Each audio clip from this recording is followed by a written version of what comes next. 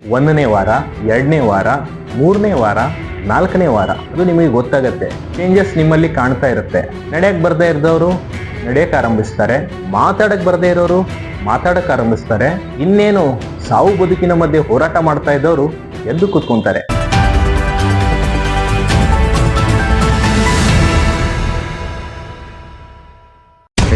ನನ್ನ ಹೆಸರು ಪೂಜಾರಿ, ಯಾವ ರವಿ ಬಿಜಾಪುರದವ್ರು.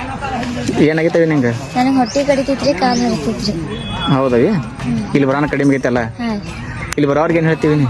ಇಲ್ಲೆಲ್ಲರೂ ಬಂದು ಹೋಗ್ರಿ, ಎಲ್ಲರಿಗೆ ಏನೇನು ಪ್ರಾಬ್ಲಮ್ ಅದಾವ ಎಲ್ಲ ಕಡಿಮೆ ಆಗ್ತೈತ್ರಿ. ಹೌದು. ಹಾಂ, ನಮಸ್ಕಾರ. ಯಾವ್ರಿಂದ ಬಂದ್ರಿ? ನಾವು ಸೋಲಾಪುರದಿಂದ ಬಂದೀವಿ. ಅದು ಹೆಂಗೆ ಅನ್ಸತ್ತೆ ನಿಮ್ಗೆ? ನಮ್ಗೆ ಎಲ್ಲ ಹೆಡಕ್ ನೋವು ಇತ್ತು, ಟಂಕ್ ಬ್ಯಾನ್ ಇತ್ತು, ಕೈ ಕಾಲು ನೋವು ಅಂದ್ರೆ ಎಲ್ಲ ದವಾಖಾನೆ ತೋರಿಸಿವಿ, ಎಲ್ಲ ಕಡೆ ತೋರಿಸಿ ಬಂದೆವು. ಎಲ್ಲಿ ಕಮ್ಮಿ ಆಗಿತ್ತಿಲ್ಲ.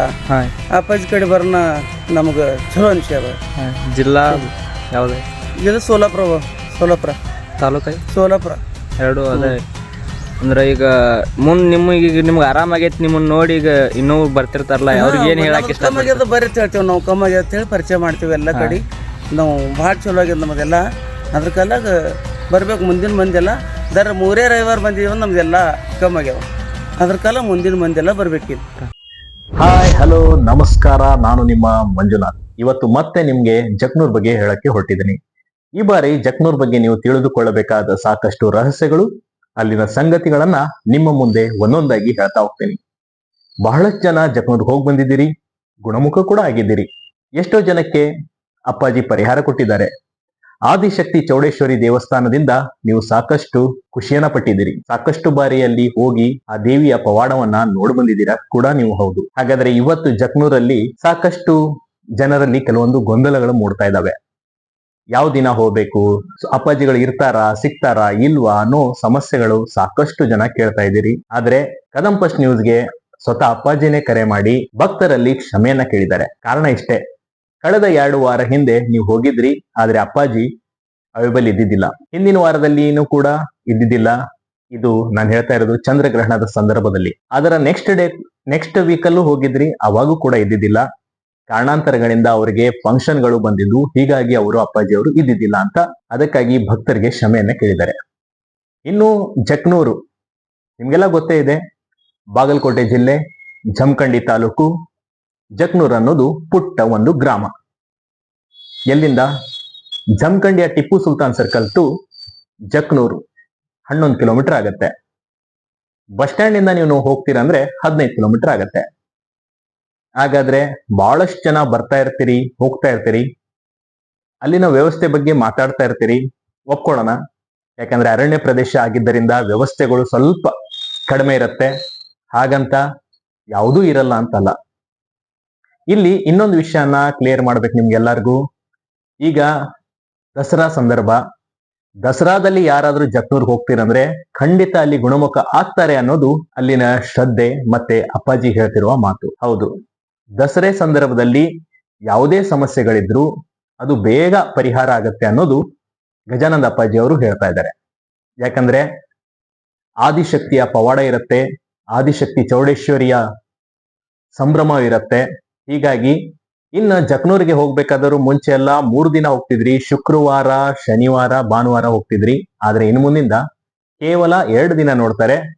ಮತ್ತೊಮ್ಮೆ ಕೇಳಿಸ್ಕೊಡಿ, ಕೇವಲ 2 ದಿನ ನೋಡ್ತಾರೆ, ಶನಿವಾರ, ಭಾನುವಾರ. ಯಾಕಂದ್ರೆ ಈಗ ದಸರಾ ಸಂದರ್ಭ, ಅಪ್ಪಾಜಿಗೆ ಬೇರೆ ಬೇರೆ ಬೇರೆ ಬೇರೆ ಕಾರ್ಯಕ್ರಮಗಳಿರ್ತವೆ. ಹೀಗಾಗಿ ಆ ಫಂಕ್ಷನ್ಗಳನ್ನ ಅಟೆಂಡ್ ಆಗ್ಬೇಕಾಗತ್ತೆ, ಹೋಗಿ ಬಂದು ಮಾಡ್ಬೇಕಾಗಿತ್ತೆ. ಹಾಗಾಗಿ ಅವರು ಇರಲ್ಲ ಅಂತ ಹೇಳ್ತಾ ಇದ್ದಾರೆ. ಹೀಗಾಗಿ ನೀವೇನಾದ್ರೂ ಹೋಗ್ತೀರಂದ್ರೆ ಶನಿವಾರ, ಭಾನುವಾರ, ಇನ್ನು ಮುಂದಿಂದ 2 ದಿನ ಶನಿವಾರ, ಭಾನುವಾರ ನೋಡ್ತಾರೆ. ತಪ್ಪದೆ ಹೋಗಿ ಆ ಟೈಮಲ್ಲೂ ನೋಡ್ತಾರೆ. ಮತ್ತೆ ಎಷ್ಟೋ ಬಾರಿ ನೀವು ಹೋಗಿರ್ತೀರಿ, ದೇವಿಯನ್ನ ದರ್ಶನ ಪಡ್ಕೊಂಡಿರ್ತೀರಿ, ಏನ್ ತಗೊಂಡು ಹೋಗ್ಬೇಕು ಅಂತ ನೀವು ನಮ್ಮ ವಾಹಿನಿಗೆ ಫೋನ್ ಮಾಡಿ ಕೇಳ್ತಾ ಇರ್ತೀರಿ. ಖಂಡಿತ ದೇವಿಗೆ ಹಾರಗಳನ್ನ ತಗೊಂಡೋಗಿ, ಹಣ್ಣು ಹಂಪಲ ಇದ್ರೆ ತಗೊಂಡು ಹೋಗಿ, ಉಡಿ ತುಂಬುವ ಸಾಮಗ್ರಿಗಳಿದ್ದರೆ ತಗೊಂಡು ಹೋಗಿ. ಮತ್ತೆ ಸಾಕಷ್ಟು ಭಕ್ತಾದಿಗಳು ನೀವು ಬಂದ್ರೆ ಏನ್ ಮಾಡ್ತೀರಾ, ರಾಶಿ ರಾಶಿ ಭಕ್ತಾದಿಗಳು ಬಂದ್ಬಿಡ್ತೀರಾ. ದಿನಕ್ಕೆ 1500, 1000 ಜನ, 800 ಜನ ಈ ರೀತಿ ಬಂದ್ರೆ ಯಾರಿಗೆಲ್ಲ ನೋಡ್ಬೇಕು ಅನ್ನೋದು ಯೋಚನೆ ಮಾಡಿ. ಹೀಗಾಗಿ ಫೋನ್ ಮಾಡ್ಕೊಂಡು ಬನ್ನಿ. ಫೋನ್ ಮಾಡ್ಬೇಕಂದ ತಕ್ಷಣ ಕೆಳಗಡೆ ಕಾಣ್ತಾ ಇರೋ ದೊಡ್ಡ ಅಕ್ಷರದಲ್ಲಿ ಆ ನಂಬರು, ವಾಹಿನಿಯ ನಂಬರು ನೆನಪಿಟ್ಕೊಳ್ಳಿ. ದೊಡ್ಡದು ಕಾಣ್ತಾ ಇರೋ ಅಕ್ಷರದಲ್ಲಿ ನಂಬರ್ ಏನಿದೆ ಅದು ವಾಹಿನಿಯ ನಂಬರು. ಅದರ ಕೆಳಗಡೆ ಏನ್ ಕೊಡ್ತಾ ಇದೀನಲ್ಲ, ಸ್ಕ್ರೋಲ್ ಅಲ್ಲಿ ಏನ್ ಹೋಗ್ತಾ ಇದೆಯಲ್ಲ, ಸ್ಲಗ್ ಅಲ್ಲಿ ಏನ್ ಹೋಗ್ತಾ ಇದೆಯಲ್ಲ, ಅದು ಅಲ್ಲಿನ ಮಠದ ನಂಬರು. ಇದೇ ಪ್ರಥಮ ಬಾರಿಗೆ ಸಾಕಷ್ಟು ಜನ ಕೇಳ್ತಾ ಇದ್ರಿ, ಅವ್ರಿವ್ರ ನಂಬರ್ ಬೇಡ, ಅಪ್ಪಾಜಿಗಳ ನಂಬರ್ದೇ ಕೊಡಿ ಅಂತ. ಖಂಡಿತವಾಗಿ ಈ ಸಲ ಫಸ್ಟ್ದಾಗಿ ಕಾಣ್ತಾ ಇರುವ ನಂಬರು, ಮೊದಲದಾಗಿ ಬರ್ತಾ ಇರೋ ನಂಬರು ಸ್ಲಗ್ ಅಲ್ಲಿ, ಅದು ಅಪ್ಪಾಜಿ ಗಜಾನಂದ ಅಪ್ಪಾಜಿಯವರ ನಂಬರು. ಆದಿಶಕ್ತಿ ಚೌಡೇಶ್ವರಿ ದೇವಾಲಯ ಬೆಳೀತಾ ಇದೆ. ಸ್ವಾಮಿಗಳು ಅವರ ಪವಾಡವನ್ನ ತೋರಿಸ್ತಾ ಇದ್ದಾರೆ. ಇಲ್ಲಿ ದೇವಿಯ ಪವಾಡ ಜೊತೆಗೆ ಸ್ವಾಮಿಗಳ ಕೈ ಚಳಕ ಅನ್ಬೋದು. ಇಲ್ಲಿ ಅವರ ಕೈ ಚಳಕದಿಂದ ಸಾಕಷ್ಟು ಜನ ಗುಣಮುಖರಾಗ್ತಾ ಇದ್ದಾರೆ. ಇದನ್ನ ನಾವ್ ಹೇಳ್ತಾ ಇಲ್ಲ, ಅಲ್ಲಿ ಬಂದಂತ ಭಕ್ತಾದಿಗಳು ಸ್ವತಃ ಅನುಭವಕ್ಕೆ ಬಂದವರು ಹೇಳ್ತಾ ಇರೋ ಮಾತು. ನೀವು ಎಲ್ಲೋ ಅನ್ಕೋಬಹುದು, ಅಯ್ಯೋ ನಾವು ಹೋಗಿದ್ವಿ ಆಗ್ಲಿಲ್ಲ. ಖಂಡಿತ 100ರಲ್ಲಿ 80 ಜನ ಗುಣಮುಖರಾದ್ರೆ 20 ಜನ ಆಗಲ್ಲ. ಕಾರಣ ಅದು ನಿಮ್ಮ ನಂಬಿಕೆ, ನಿಮ್ಮ ನಂಬಿಕೆಗೆ ಬಿಟ್ಟ ವಿಚಾರ. ಇಲ್ಲಿ ನೀವು ಹೋಗೋದು ಬಿಡೋದು ಕೂಡ ಅದು ನಿಮ್ಮ ನಂಬಿಕೆಗೆ ಬಿಟ್ಟ ವಿಚಾರ. ಅಲ್ಲಿ ಎಂಟ್ರಿ ಫೀಸ್ ಅಂತ 200 ರೂಪಾಯಿ ತಗೊಂತಾರೆ, ಅದಂತೂ ಖಂಡಿತ ನಿಜ. ಆ ನಂತರ ಅಲ್ಲಿ ಏನಾದ್ರೂ ಚಿಕಿತ್ಸೆ ವೆಚ್ಚ ಗಿಚ್ಚ ನಿಮ್ಮ ಸಮಸ್ಯೆಗೆ ಅನುಗುಣವಾಗಿ ಏನಾದ್ರೂ ದೇವರದ್ದು ಬಗ್ಗೆ, ದೇವರಲ್ಲಿ ಏನಾದ್ರೂ ಅಲ್ಲಿಂದ ಪ್ರಸಾದ ಆಶೀರ್ವಾದ ಅಂತ ಏನಾದ್ರೂ ಸಿಗ್ಬೇಕಾಗಿದ್ರೆ ಅದಕ್ಕೆ ಎಕ್ಸ್ಟ್ರಾ ಚಾರ್ಜ್ ಇರುತ್ತೆ. ಇದು ಸ್ಪಷ್ಟವಾಗಿ ಹೇಳ್ಬಿಟ್ಟಿರ್ತೀನಿ. ಹೀಗಾಗಿ ಅಲ್ಲಿ ಹೋದ ತಕ್ಷಣ ಆಗೋದೇ ಇಲ್ಲ ಅಂತ ಅನ್ನೋದು ಏನಿಲ್ಲ, ಆಗೇ ಇಲ್ಲ ಅಂತ ಹೇಳೋರು ಕೂಡ ಇಲ್ಲ, ಆಗಿದೆ ಅನ್ನೋರು ಇದ್ದಾರೆ, ಒಳಿತನ ಕಂಡವರು ಇದ್ದಾರೆ. ಸಾಕಷ್ಟು ಜನ ಬರ್ತಾರೆ ಭಕ್ತರಿಗೆ. 5 ಬೆರಳು ಸಮಾನ ಆಗಿರಲ್ಲ. ಅದೇ ರೀತಿ ಭಕ್ತಿ ಅನ್ನೋದು ಅದು ನಿಮ್ಮ ಮನಸ್ಸಿಗೆ ಬಿಟ್ಟಿದ್ದು. ಇಲ್ಲಿ ಹೋದವರು ಕೇವಲ ಏನ್ ಮಾಡ್ತೀರಾ, ನೀವು 1 ವಾರ ಹೋಗ್ತೀರಾ ಬಿಟ್ಬಿಡ್ತೀರಾ, ಹಾಗಲ್ಲ. ಅದು ದೇವಿಗೆ 5 ಬಾರಿ ಹೋಗ್ಬೇಕು. ಆ 5 ಬಾರಿ ಹೋದಾಗ 1ನೇ ವಾರ, 2ನೇ ವಾರ, 3ನೇ ವಾರ, 4ನೇ ವಾರ ಅದು ನಿಮಗೆ ಗೊತ್ತಾಗತ್ತೆ. ಚೇಂಜಸ್ ನಿಮ್ಮಲ್ಲಿ ಕಾಣ್ತಾ ಇರುತ್ತೆ. ನಡೆಯಕ್ ಬರ್ದೇ ಇರೋರು ನಡೆಯಕ್ ಆರಂಭಿಸ್ತಾರೆ, ಮಾತಾಡಕ್ ಬರ್ದೇ ಇರೋರು ಮಾತಾಡಕ್ ಆರಂಭಿಸ್ತಾರೆ. ಇನ್ನೇನು ಸಾವು ಬದುಕಿನ ಮಧ್ಯೆ ಹೋರಾಟ ಮಾಡ್ತಾ ಇದ್ದವರು ಎದ್ದು ಕೂತ್ಕೊಂತಾರೆ.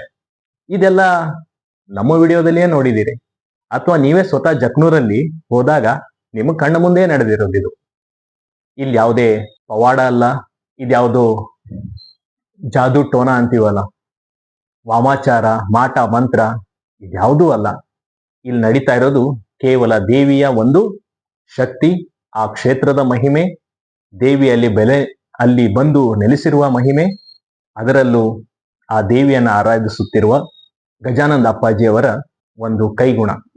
ಇದನ್ನಷ್ಟ ಹೇಳ್ಬೋದು. ನಿಮ್ಗೆ ಏನೇ ಡೌಟ್ ಇದ್ರು ಗಜಾನಂದ ಅಪ್ಪಾಜಿ ಅವರಿಗೆ ಕಾಲ್ ಮಾಡಿ. ಜೊತೆಗೆ ಕಾಲ್ ಮಾಡ್ಬೇಕಾದ್ರೆ ಅವ್ರು ರಿಸೀವ್ ಮಾಡ್ಲಿಲ್ಲ ಅಂತ ಬೇಜಾರಾಗಕ್ ಹೋಗ್ಬೇಡಿ. ಹೌದು, ಬಹಳಷ್ಟು ಬಾರಿ ಏನಾಗುತ್ತೆ, ನಾವು ಕೆಳಗಡೆ ಕೊಟ್ಟಿರುವಂತ ನಂಬರ್ಗಳು ಸಾಕಷ್ಟು ಜನ ದಿನಕ್ಕೆ ಕಾಲ್ ಮಾಡ್ತಾ ಇರ್ತಾರೆ, ಹೀಗಾಗಿ ರಿಸೀವ್ ಮಾಡಿರಲ್ಲ. ಹಾಗಂತ ಕಂಟಿನ್ಯೂ ಆಗಿ ಪದೇ ಪದೇ ಹಚ್ಚಕ್ ಹೋಗ್ಬೇಡಿ. ನಿಮ್ಗೇನು ಅಲ್ಲಿ ಹೋಗೋದು ಹೇಗೆ ಅನ್ನೋದಷ್ಟೇ ಬೇಕಾಗಿರೋದಲ್ಲ. ನೀವು ಎಲ್ಲಿಂದಾದ್ರೂ ಬನ್ನಿ, ಜಮಖಂಡಿಗೆ ಹೋಗ್ಬೇಕು. ಜಮಖಂಡಿಗೆ ಹೋದ ತಕ್ಷಣ ಅಲ್ಲಿಂದ ಕೇವಲ 11 ಕಿಲೋಮೀಟರ್ ಜಕ್ನೂರ್ ಅನ್ನೋದು ಗ್ರಾಮ ಸಿಗತ್ತೆ. ಆಟೋದವರು ಶೇರಿಂಗ್ ಆಟೋದಲ್ಲಿ ಹೋದ್ರೆ 30 ರೂಪಾಯಿ ತಗೊಂತಾರೆ. ಬಸ್ ಸ್ಟ್ಯಾಂಡ್ ಇಂದಾನೇ ನೀವು ಆಟೋ ಮಾಡ್ಕೊಂಡ್ ಬರ್ತೀರಂದ್ರೆ ಒಂದು 150ರಿಂದ 200 ರೂಪಾಯಿ ತಗೊಂತಾರೆ. ಹೀಗಾಗಿ ಬಸ್ ಸ್ಟ್ಯಾಂಡ್ ಇಂದ ಬರಕ್ ಹೋಗ್ಬೇಡಿ. ಟಿಪ್ಪು ಸುಲ್ತಾನ್ ಸರ್ಕಲ್ ಇಳ್ಕೊಂಡು ಅಲ್ಲಿಂದ ಶೇರಿಂಗ್ ಆಟೋ ಇರ್ತವೆ, ಅದನ್ನ ಇಟ್ಕೊಂಡು ಹೋಗಿ. ಇನ್ನು ಬಸ್ ಸ್ಟ್ಯಾಂಡ್ ಇಂದ ಬಸ್ ಇಂದ ಬರ್ತೀರಂದ್ರೆ ಬಸ್ಸು ಅವೈಲೇಬಲ್ ಇದಾವೆ, ಆದ್ರೆ 2 ತಾಸಕ್ಕೊಂದು 1 ಗಂಟೆಗೊಂದು ಇರುತ್ತೆ. ಹೀಗಾಗಿ ಬಸ್ಗಿಂತ ಆಟೋನೇ ಬೆಟರ್ ಅನ್ಕೊಂತೀನಿ. ಜೊತೆಗೆ ನಿಮ್ಮ ಓನ್ ವೆಹಿಕಲ್ ಇದ್ರೆ ಅಥವಾ ದೂರದ ಊರಿಂದ ನೀವೇನಾದ್ರು ದೇವಸ್ಥಾನಕ್ಕೆ ಹೋಗ್ತೀರಾ ಅಂದ್ರೆ ದೇವಸ್ಥಾನದ ಹತ್ರ ಸ್ವಲ್ಪ ವ್ಯವಸ್ಥೆ ಕಡಿಮೆ ಇರೋದರಿಂದ, ಅಲ್ಲಿ ಇರೋಕೆ ಜಾಗ ಇಲ್ಲದೆ ಇರೋದರಿಂದ ಜಮಖಂಡಿಯಲ್ಲಿ ಜಮಖಂಡಿಯಲ್ಲಿ ಒಳ್ಳೆ ಒಳ್ಳೆ ಹೋಟೆಲ್ಗಳು, ರೂಮ್ಗಳು, ಲಾಡ್ಜ್ಗಳು ಅವೈಲೇಬಲ್ ಇದಾವೆ. ಮತ್ತೆ ಭಕ್ತಿಯಿಂದ ಬನ್ನಿ. ನೀವು ಬರ್ಬೇಕಾದ್ರೆ ಅಪನಂಬಿಕೆಯಿಂದ ಇಲ್ಲಿಗೆ ಬಂದ್ರೆ ಖಂಡಿತ ಅದು ಆಗಲ್ಲ, ನಿಮ್ಮ ಪರಿಹಾರ ನಿಮಗೆ ಸಿಗಲ್ಲ. ನೀವು ನಂಬಿಕೆಯಿಂದ ಬಂದ್ರೆ, ದೇವ್ರು ಇದ್ದಾನೆ ಅನ್ನೋ ನಂಬಿಕೆಯಿಂದ ಇಟ್ಕೊಂಡು ಬಂದ್ರೆ ಖಂಡಿತವಾಗಿ ನೀವು ಗುಣಮುಖರಾಗ್ತೀರಿ. ಸ್ವಲ್ಪ ನಿಮ್ಗೆ ಅಲ್ಲಿ ಇರುಸು ಮುರುಸು ಒಂದ್ಸಲ ಹೋಗಿ ಬಂದವರಿಗೆ ಆಗಿರ್ಬೋದು, ಬೇಜಾರು ಆಗಿರ್ಬೋದು, ಅದೆಲ್ಲ ಪಕ್ಕಕ್ಕಿಡಿ. ಯಾಕಂದ್ರೆ ಆಗ್ಬೇಕಾಗಿರೋದು ನಿಮ್ ಕೆಲಸ ಅಲ್ವಾ, ನಿಮ್ಮ ಆರೋಗ್ಯ ಸರಿಗೆ ಹೋಗ್ಬೇಕು ಅಷ್ಟೇ. ಹೀಗಾಗಿ ನಂಬಿಕೆ ಇಟ್ಕೊಂಡು ಹೋಗಿ. ಏನೇ ಡೌಟ್ ಇದ್ರೆ ಗಜಾನಂದ ಅಪ್ಪಾಜಿ ಅವರಿಗೆ ಅಲ್ಲಿ ಹೋಗಿರ್ತೀರಲ್ಲ ಅವಾಗ ಕೇಳ್ಕೊಳ್ಳಿ. ಒಬ್ಬರೊಬ್ಬರಿಗೆ ನಾವು ಆಗಿಲ್ಲ ಅಂತ ಹೇಳೋ ಮಾತಿರತ್ತೆ, ಸೊ ಅಲ್ಲಿ ಕೇಳ್ಕೊಳ್ಳಿ, ಅವ್ರು ನಿಮ್ಮ ಸಮಸ್ಯೆನ ಬಗೆಹರಿಸ್ತಾರೆ. ಅಪನಂಬಿಕೆ ಇಟ್ಕೊಂಡು ಯಾವುದೋ ಒಂದು ಕಾರಣಕ್ಕೆ ಹೋದ್ರೆ ಖಂಡಿತ ಪರಿಹಾರ ಆಗಲ್ಲ. ಇನ್ನೊಮ್ಮೆ ಹೇಳ್ತಾ ಇದ್ದೀನಿ, ಶುಕ್ರವಾರದ ಬದಲಾಗಿ ಈಗ ಶನಿವಾರ ಭಾನುವಾರ 2 ದಿನ ನೋಡ್ತಾರೆ. ಮುಂಚೆ 3 ದಿನ ನೋಡ್ತಿದ್ರು, ಈಗ ಕೇವಲ 2 ದಿನಕ್ಕೆ ಮಾತ್ರ ನೋಡ್ತಾರೆ. ಹೀಗಾಗಿ ನಂಬೋದು ಬಿಡೋದು ಇದು ನಿಮ್ ಬಿಟ್ಟಿರೋದು. ಯಾವುದೇ ಕಾರಣಕ್ಕೂ ಮಠದವರು ನೀವು ಬರ್ಲೇಬೇಕು ಅಂತ ಫೋರ್ಸ್ ಮಾಡ್ತಾ ಇಲ್ಲ. ನಾವು ವಾಹಿನಿಯವರಂತೂ ನೀವು ಹೋಗಲೇಬೇಕಂತ ಹೇಳ್ತಾ ಇಲ್ಲ. ಅದು ನಿಮ್ಮ ನಂಬಿಕೆ ಇದ್ರೆ ಮಾತ್ರ ಹೋಗಿ. ನಿಮ್ಗೇನಾದ್ರೂ ಪರಿಹಾರ ಬೇಕಂದ್ರೆ ಹೋಗಿ, ಇಲ್ಲ ಅಂದ್ರೆ ಅದು ನಿಮಗೆ ಬಿಟ್ಟಿರೋ ವಿಚಾರ. ಮತ್ತೊಮ್ಮೆ ಹೇಳ್ತಾ ಇದ್ದೀನಿ, ಇದೇ ರೀತಿ ನಮ್ಮ ಕದಂ ಫಸ್ಟ್ ನ್ಯೂಸ್ ಅನ್ನ ನೋಡ್ತಾ ಇರಿ, ಹರಿಸ್ತಾ ಇರಿ. ಬೇರೆ ಬೇರೆ ನ್ಯೂಸ್ ಬರ್ತಾ ಇರುತ್ತೆ ಕದಂ ಫಸ್ಟ್ ನ್ಯೂಸ್ ಅಲ್ಲಿ, ಅದನ್ನು ಕೂಡ ವಾಚ್ ಮಾಡಿ, ನಿಮ್ಮ ಸ್ನೇಹಿತರಿಗೂ ಶೇರ್ ಮಾಡಿ, ಸಬ್ಸ್ಕ್ರೈಬ್ ಮಾಡ್ಕೊಳ್ಳಿ, ಫಾಲೋ ಮಾಡ್ಕೊಳ್ಳಿ ಅಂತ ಹೇಳ್ತಾ ಇಂದಿನ ಎಪಿಸೋಡ್ ಮುಗಿಸ್ತಾ ಇದ್ದೀನಿ. ಲೇಟೆಸ್ಟ್ ನ್ಯೂಸ್ ಗಾಗಿ ನೋಡ್ತಾ ಇರಿ ಕದಂ ಫಸ್ಟ್ ನ್ಯೂಸ್. ನಮಸ್ಕಾರ.